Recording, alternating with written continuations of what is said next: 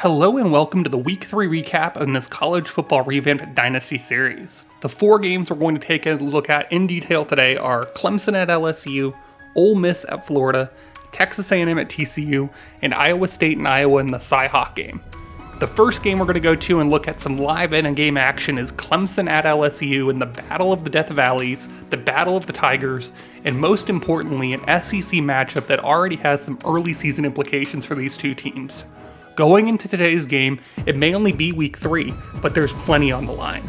Clemson and LSU have both suffered conference losses this season, and Clemson could fall to 0-2 in conference after a very disappointing season last year, and they could be headed for a similar result if they lose today's game at LSU. And LSU, they're 1-1 overall and 1-1 in conference, and really need that second conference win to stay on schedule if they want to be competitive this season. First action we're going to go to is a 3rd and 10 for LSU, finding a huge play down the sideline to Seth Jones, who got a 36-yard touchdown reception, puts LSU up 7-0 early. But Clemson, they would have a response behind Cade Klubnik, bursting through the middle of the field as Keith Adams Jr. finding the end zone. 39 yards later, Clemson has scored, and they have tied this one up at 7. Next time we see them is in the third quarter in a 14-14 game. Nussmeier can't escape the traffic. He goes down for a sack, and that forces a field goal, and LSU goes up 17-14 from that point forward. Then LSU, first play of the fourth quarter, they're going to get a rushing touchdown from Noah Cain, and that would make the score 24-14, Clemson needing a response if they want to try to get back in this game. There's 7.5 minutes left in the fourth. They're able to drive down the field pretty quickly. It's a 2nd and 8 for Clemson. Play action pass for Klubnik, finds his man over the middle, they get inside the 5, it's the true freshman Mike Matthews making a huge 23-yard reception. Then a few plays later, it's 3rd and goal, it's 4 down territory, Clemson needs this touchdown, you're at 6:23 to play, it's going to be a beautiful pass to the corner of the end zone, it finds Antonio Williams, your big play receiver, from 7 yards away, and Clemson has cut this to a 3-point deficit. But it's Garrett Nussmeier coming through with some clutch throws down the stretch. This one to Malik Neighbors for 27 yards, puts LSU in prime position, but they were not satisfied with just a field goal. They're going 5 wide. 3rd and goal, Nussmeier firing to the corner of the end zone. Beautiful touch. That will give LSU their final margin of a 31-21 victory. Big win for LSU, keeping their SEC title hopes alive with a very nice win over Clemson. And now Clemson is a team, much like Florida State, with 2 conference losses already. Their standings and ability to climb back up in the SEC have definitely got to be in jeopardy. And speaking of the SEC, our other SEC matchup of the day is Ole Miss at Florida at the Swamp. Ole Miss, a team we saw beat Florida State, is coming off a huge victory last week. Can they carry that over and do the Florida doubleheader and beat Florida State and Florida in consecutive weeks? Florida, on the other hand, had some other plans coming into today's game, but they were going to be without 2 of their better offensive playmakers in Trevor Etienne and Alfred at wide receiver. As far as the SEC standings go, you can see lowly Florida State at 0-2 definitely not doing themselves any favors. But Ole Miss could get their second conference win, and Florida could also get their second conference win, even though they've already taken a loss to Miami, who has that number 1 spot so far. But let's start this one in the first quarter. First drive of the game, Cam Ward and company are driving down the field. A really nice 3rd down conversion eventually leads to a Florida touchdown to put them up 7-0. Then we see Ole Miss before the half trying to get 6, but Michael Trigg is not able to get into the end zone, and they'll have to settle for a field goal before Florida, later on in the game, ends this one by going up 3 scores, 31-10 at this point, and that would be it, as Ole Miss would not be able to recover from that point forward. Florida would eventually win 38-24, really dominating on the ground, running for 256 yards and throwing for 333. A complete performance by this Florida team, as they were able to outclass Ole Miss, who was outdone by their 2 turnovers that they could not overcome in today's game, and that moved Florida to 2-1 in conference play. Our third game that we're going to look at today is a good old Texas matchup on a rainy day at TCU. Texas A&M Aggies versus the TCU Horned Frogs, facing off in a game that means a lot in the Big 12 early on and could really give them a nice stepping stone for the rest of their season. TCU started this one, first drive of the game, 2nd and goal, pitch to the outside. That's Major Everhart, one of the best names in all of the country, getting in from 2 yards away and putting TCU up 7-0.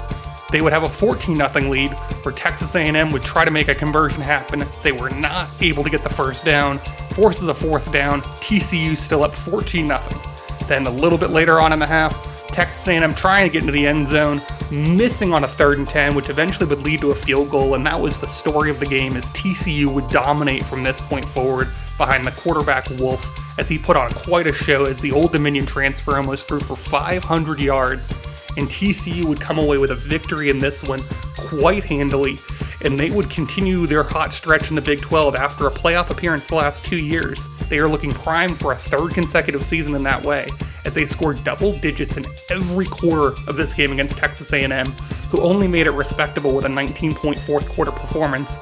But as you can see, TCU dominated every aspect of the game, and they should be looked at as a legitimate threat, not only in the Big 12, but also in the entire country. Our final game of the day is a little bit of some rivalry cooking. It's time to go to the great state of Iowa for the Cy-Hawk showdown between these two schools that definitely have no love lost in their rivalry. Would Iowa continue their hot stretch that they've had in this rivalry and put the Cyclones down for another year where they will have to suffer in misery? Or will Iowa State be able to pull the upset over a surging Hawkeyes program? But this game only had one tone, and that tone was gold. Iowa was not able to get into the end zone here, and they would be forced to try and go for a field goal, but Kirk Ferentz said, "Not so fast. We are a little different this year. It's 4th and goal. We're going for it." First drive of the game, outside handoff, Jaquez Hunter into the end zone, 2-yard touchdown. Iowa takes a 7-0 lead. It's 14-3 at this point. 3rd and 10, Altmaier throws to the outside. It's batted away, but Iowa would extend their lead to 17-3, and Iowa State could not find any kind of offensive momentum, and they were down 32-10 in the fourth quarter. Iowa looking to put this one away. It's a run into the end zone as Iowa dominantly asserts itself against Iowa State, and I think Iowa is a team that is going to have its share of issues this year with a lot of teams, but I don't think they're going to go down as easily as they have in the past. Their offense looks much more dynamic behind Luke Altmaier, who is willing to throw 56 times today to lead this Hawkeyes offense, and they are also a legitimate threat that we are going to have to keep an eye on in the Big Ten, and I don't think this is going to be the last that we hear from Iowa State or Iowa. Iowa State, on the other hand, they did throw for 400 yards, but that's because they went down so quickly, and only ran for 55 yards while turning the ball over 3 times. Clearly not a recipe for success. I definitely think we're going to need to see a little more from them if we're going to take them seriously. As far as the Heisman race is concerned, Chandler Morris still leading the pack in the first position for Notre Dame. Daquan Finn, the Toledo quarterback, still holding onto that second position. Micah Bernard, a Utah's running back, is in the 3rd slot at this point. Arch Manning falls back a little bit into the 4th slot after a great game, but, not a great opponent victory, so it's still a little bit suspect for him. And then Will Shipley, the Georgia running back, pops onto the scene with 139 yards rushing in his last game and asserts himself as a Heisman contender. Elsewhere around the country, we saw Mississippi State beat Auburn 45-42. We then saw Miami beat ULM 27-20 or 37-20 in their game as they go to 3-0 and 2-0 in conference. Tennessee loses to Georgia Tech 30-27, big win for the Yellow Jackets in that game. UCF beats Missouri 17-7 as the Golden Knights continue their nice start. Georgia wins a rivalry game against South Carolina starting 0-3 in this season. Alabama gets their first SEC win with a 31-24 victory over NC State, and then we already saw the LSU and Clemson result as a 31-21 game.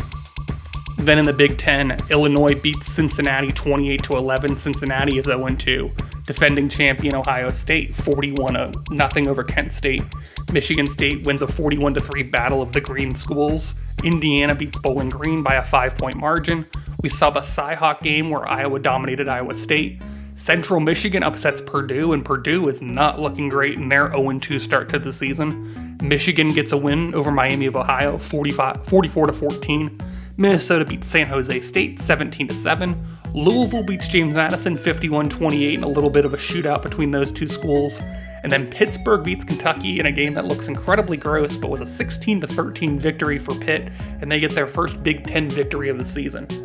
Then in the Big 12, Kansas puts up 54 points in their victory over Duke. Duke loses their first game of the season, and Kansas gets their first win of the season.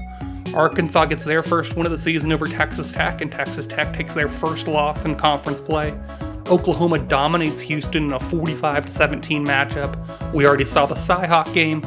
North Texas beats SMU in overtime in the Safeway rivalry. Interesting, but North Texas wins 30-27, so good on them. Tulane wins 13-7 over New Mexico in a very much needed victory for them. Nebraska beats Fresno State 28-14, a game they probably would have wanted to win bigger, but a win is a win at this point. And then we already saw that UCF Missouri result where they lost 17-7. Our final Big Four matchup in the conference play. UCLA beats Oregon State 20-17. USC beats Arizona State 42-17 as they've rebounded nicely after their upset in Week 1 to Boston College. Air Force beats San Diego State 30-21, and they're 3-0 on the season. Utah beats Virginia 42-21, they're 3-0 on the season. Colorado beats Ball State 38-14, they're 3-0 as well and off to a nice start.